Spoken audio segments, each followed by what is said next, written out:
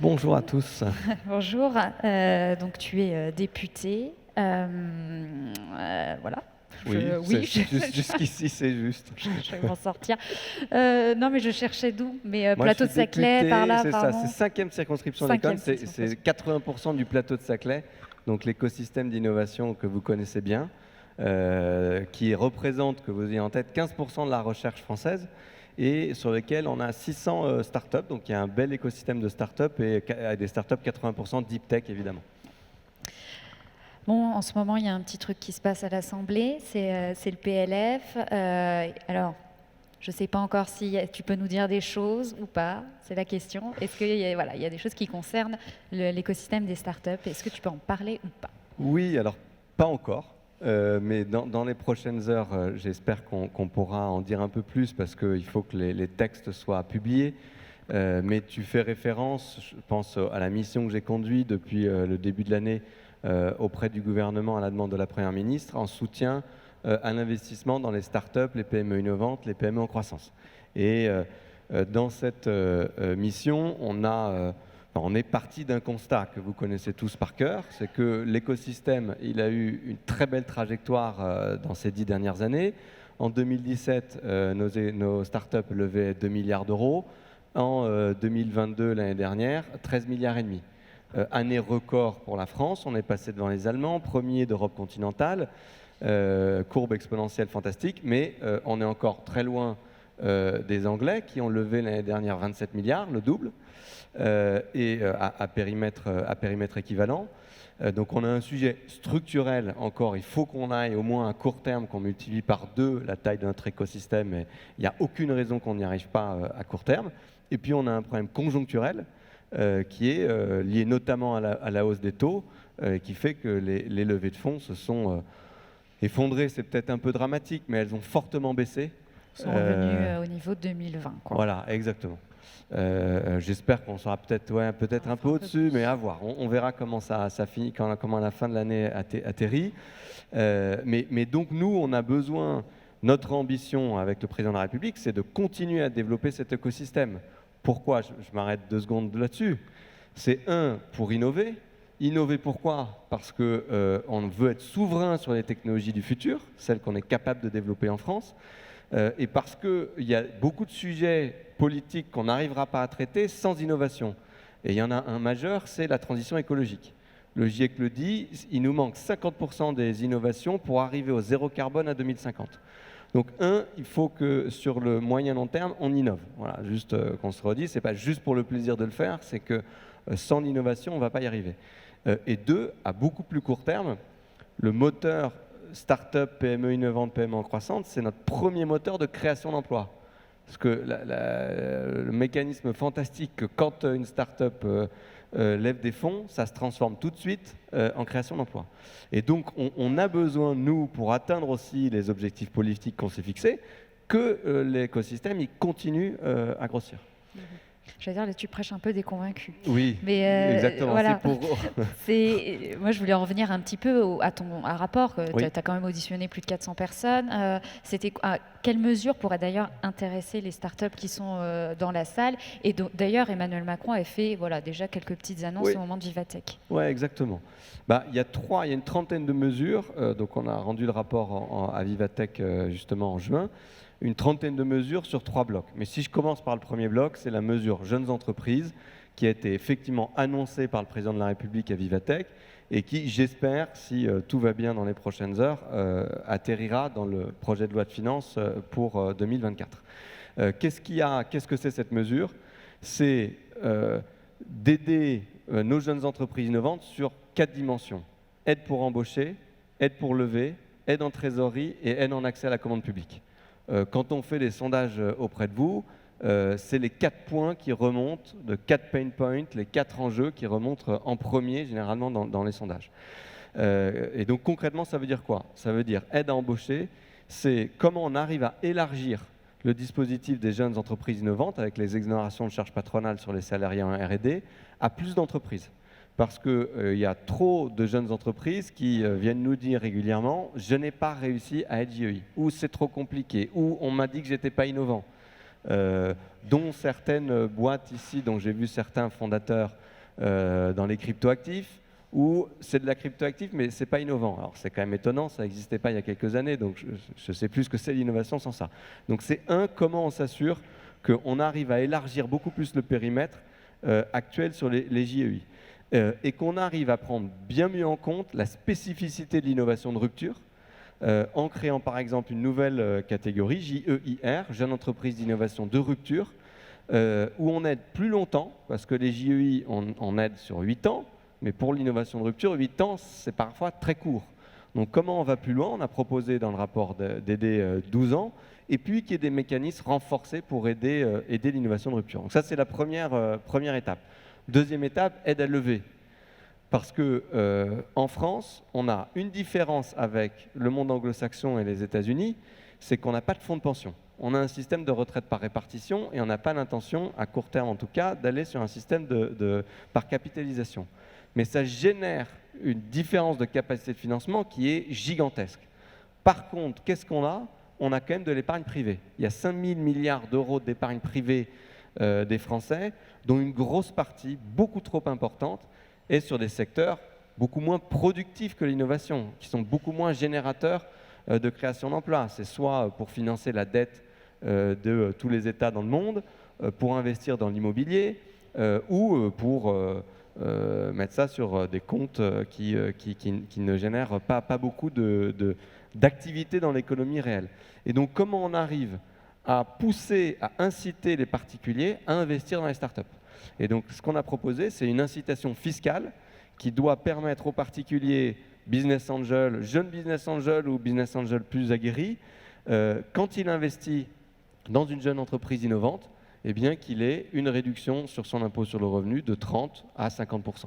Voilà, donc ça, c'est un mécanisme qui existe au Royaume-Uni, qui s'appelle SEIS, pour ceux qui ont peut-être déjà fait créé des boîtes en Angleterre, par exemple, au Royaume-Uni, et qui permet d'aller chercher 2 milliards d'euros de levée de fonds par an, juste avec ce mécanisme.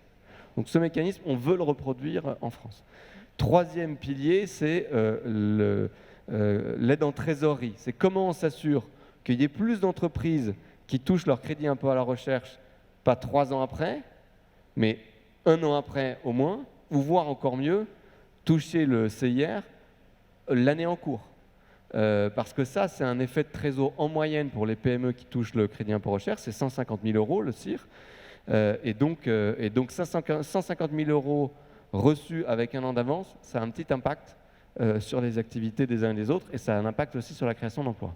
Et puis quatrième pilier, pardon d'être un peu long, c'est l'accès à la commande publique.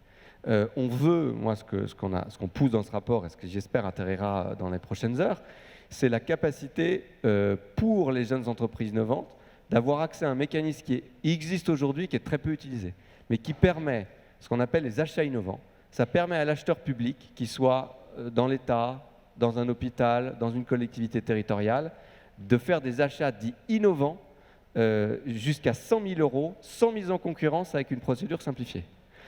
Sauf que ça, personne ne sait vraiment clairement ce que c'est qu'un achat innovant. Et donc là, on veut écrire dans la loi, si vous achetez auprès d'une JEI, d'une start-up, d'une PME innovante, d'une PME en croissance, c'est un achat innovant, vous êtes éligible à ce dispositif. Et donc ça doit faciliter la capacité à aller chercher du marché public, qui est souvent un enfer sur Terre pour ceux qui ont déjà essayé de le faire. Mais si on a une procédure simplifiée, ça peut vraiment aider.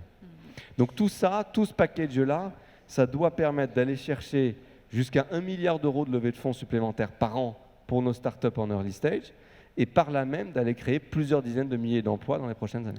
Oui, parce que voilà, tu disais, c'est beaucoup de mesures pour l'early stage, et c'est très bien, mais nous, on a aussi un petit souci au-dessus, et pas que en ce moment. Évidemment, plus tu pars B, C, D, c'est très compliqué. C'est quoi aussi, qu'est-ce qui nous manque encore pour aller encore au-dessus? On parle de plus en plus au niveau en plus européen avec les initiatives Scale-up Europe. Voilà. Et puis, je pense, je dis au-dessus, lever C, D, E, etc., mais aussi les exits, parce que c'est ça aussi notre gros souci. Oui, tu as raison. Alors, nous, dans la mission, on s'est focalisé sur les startups early stage. Mais évidemment, si je reprends très clairement le programme du président en 2022, il y avait 2 étapes. Bas de la pyramide en early stage, c'est faire ce qu'on vient de se dire. Sur le haut de la pyramide, en grosse, c'est l'initiative TB2. Donc maintenant, elle est lancée, il faut que l'argent arrive. Et donc, n'hésitez pas à nous dire si ça arrive suffisamment vite, pas assez vite, et qu'on redise au président de repasser les bons messages à nos amis et partenaires assureurs pour que l'argent arrive suffisamment. Mais c'est TB2 avec les 7 milliards qui sont derrière. C'est l'initiative Scale Up Europe et la création du fonds ICTE, aujourd'hui 4 milliards, mais avec un objectif d'aller à 10 milliards au niveau européen pour aller générer une dizaine de fonds de grosses de 1 milliard pan-européens. Mais il y a encore beaucoup de boulot derrière. Sur les exits, si je vais tout en haut de la pyramide, il faut aussi qu'on mette dans la danse nos grandes entreprises. Et donc ça, c'est une proposition qu'on a faite dans le cadre de la mission gouvernementale que je conduisais. C'est qu'on a 300 grands groupes en France, on en a 40 qui ont un fonds de CVC. Donc il y en a 40 qui ont vraiment une façon structurée d'aller investir ou de racheter des startups. Et si on n'en avait pas 40, mais juste 50, 60, 80 sur les 300, bah, ça changerait énormément la donne à la taille de notre écosystème aujourd'hui. Et donc, ce que j'ai proposé moi, c'est qu'on fasse de la même façon qu'on a fait une initiative de place dite TB1 ou TB2 auprès des assureurs, qu'on fasse une initiative de place auprès de nos grandes entreprises pour leur dire, bah, plutôt que, pardon de raccrocher ça au débat politique, mais plutôt de faire comme certains l'ont demandé depuis maintenant 1 an et demi, qu'on taxe les surprofits, je reprends leurs mots. Moi, je préfère plutôt de rajouter des taxes sur des 10 surprofits, qu'on obtienne des engagements de nos grandes entreprises à utiliser les profits importants qui ont été faits en 2022. C'est nos grandes entreprises, c'est 150 milliards d'euros de marge qui ont été générés l'année dernière. C'est très bien, c'est une très bonne nouvelle, mais qu'il y ait une partie beaucoup plus grande de ces profits qui aillent vers l'investissement dans nos startups, dans nos PME innovantes. Et donc, c'est là aussi qu'on ira trouver des mesures. Mais peut-être un dernier point là-dessus. Bien sûr que plus on monte dans la pyramide, plus c'est compliqué. Et plus faire avec de l'argent uniquement français ou européen, c'est quasiment impossible. Mais parce qu'on a un effet structurel qui est la non-existence de fonds de pension. Et donc si on met de toute façon ce sujet de côté, on le considère comme une contrainte, puisque aujourd'hui il n'y a aucune force politique dans ce pays qui veut aller vers un système de retraite par capitalisation, il va falloir aussi avoir une stratégie dans laquelle on va chercher de l'argent à l'étranger. Voilà, c'est évidemment ce que vous faites tous, on n'a pas le choix, mais il faut se dire qu'il y a ce gap structurel avec lequel on va être obligé de vivre pendant pas mal de temps. Et tu n'as même pas prononcé le mot IPO. Comment ? Tu n'as pas dit IPO, tu n'as pas Oui, pareil. Alors, bien sûr, il y a aussi des initiatives, tu sais, d'accompagnement sur nos licornes qui réfléchissent à l'IPO. Alors, c'est pas trop la saison. Donc, il va falloir que ça se réouvre. Tant que le marché de l'IPO, entre guillemets, n'est pas réouvert, bon, c'est pas trop le sujet du moment. Mais j'espère que ça va revenir peut-être l'année prochaine ou en 2025, peut-être plus tôt si on est plus raisonnable. Et il faut qu'on arrive, et c'est ça que le gouvernement fait avec tous ceux qui sont là aussi dans la pièce, c'est qu'il faut qu'on génère une dynamique. Je pense qu'avec quelques bons exemples d'IPO faits en Europe qui marchent avec des belles boîtes françaises et européennes, on peut générer une dynamique. Mais pareil, aujourd'hui, il y a encore une différence entre les marchés de capitaux aux États-Unis et la consolidation du marché de capitaux européen. Il faut continuer à le faire, mais il y a une différence structurelle. Donc je pense qu'il y a beaucoup de marge de manœuvre pour avancer aussi sur les IPO. Bon, il faut déjà que le sujet se réouvre un petit peu, quoi. Ok, mais écoute, je crois que c'est déjà la fin. On a hâte de voir ce qui va passer dans le PLF. On va suivre ça de près. On vous tiendra au courant, évidemment. Merci bientôt. beaucoup, Merci Paul. infiniment, merci à tous.